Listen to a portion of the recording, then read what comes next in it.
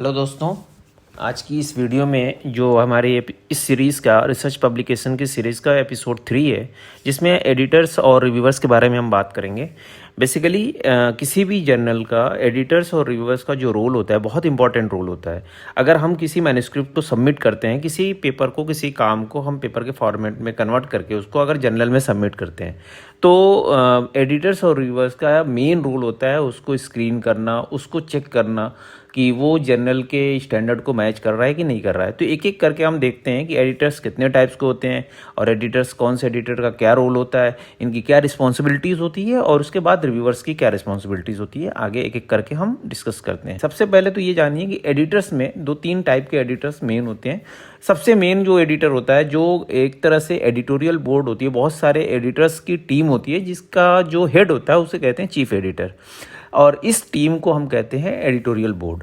अब इस editorial board को जो लीड कर रहा होता है उसको या तो एडिटर इन चीफ कहते हैं या चीफ एडिटर कहते हैं। उसमें बहुत सारे जो एडिटर्स होते हैं उनका अलग अलग नाम होता है। किसी को एसोसिएट एडिटर कहा जाता है, या कोई गेस्ट एडिटर होता है, या कोई एडिशनल एडिटर होता है। इस तरह से बहुत सारे एडिटर्स होते हैं।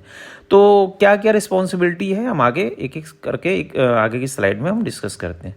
तो जो सबसे पहला रोल होता है, सबसे पहला तो ये है कि किसी भी जर्नल में अगर हम अपना मैन्युस्क्रिप्ट सबमिट करते हैं, जो हमारा एडिटर इन चीफ होता है उसके पास वो मैन्युस्क्रिप्ट पहुंचता है।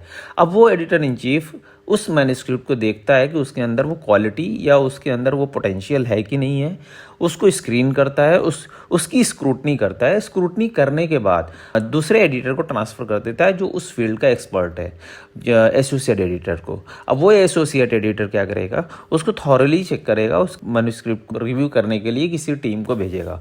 तो ये पीयर रिव्यू मैनेजमेंट में क्या होता है, ये एक रिस्पॉन्सिबिलिटी होती है एडिटर की, जो रिव्यूअर और ऑथर को कोऑर्डिनेट करता है।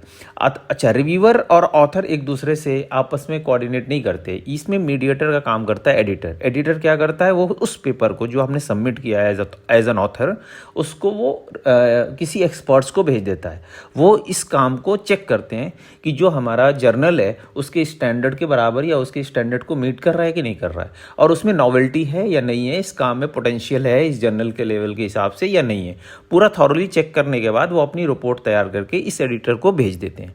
अब ये एडिटर क्या करेगा, उसको चेक करेगा कि जो रिपोर्ट आई है उस रिपोर्ट के अकॉर्डिंग उसको डिसीजन लेना है। अब वो डिसीजन लेने का, अगर ये रिपोर्ट पॉजिटिव है, इसको डिसीजन लेना है कि हाँ इस पेपर को एक्सेप्ट करना है, इस जर्नल में पब्लिश करना है, तो ये एसोसिएट एडिटर इन चीफ को ये फॉरवर्ड कर देगा। और अब ये एडिटर इन चीफ आगे का प्रोसेस करेगा। तो आगे का, अगर मान लीजिए ये पेपर जो रिव्यू करने के बाद रिव्यूअर ने इसमें कुछ कमेंट्स दिए और रिवीजन करने के लिए बोला, तो फर्दर जो एडिटर है वो फर्दर कांटेक्ट करेगा ऑथर से, और ऑथर को बोलेगा कि इस कमेंट्स के हिसाब से अपने पेपर को रिवाइज कीजिए। और इन केस अगर वो एडिटर या रिव्यूअर सेटिस्फाई नहीं हो रहा है ऑथर्स के काम से या उस पेपर के काम से, तो उसे रिजेक्ट कर देगा और फिर उसे रिजेक्ट कर दिया जाता है। और अगर एडिटर इन चीफ स्टार्टिंग में उस पेपर को रिजेक्ट करता है, मतलब उसको किसी रिव्यूअर के पास नहीं भेजता, मतलब पीयर रिव्यू प्रोसेस कंप्लीट नहीं करते हैं, तो इसका मतलब ये है कि वो डेस्क रिजेक्ट हो गया, वो स्क्रीनिंग में ही पास नहीं हुआ। अब अगर वो पेपर एक्सेप्ट हो गया तो ये सारा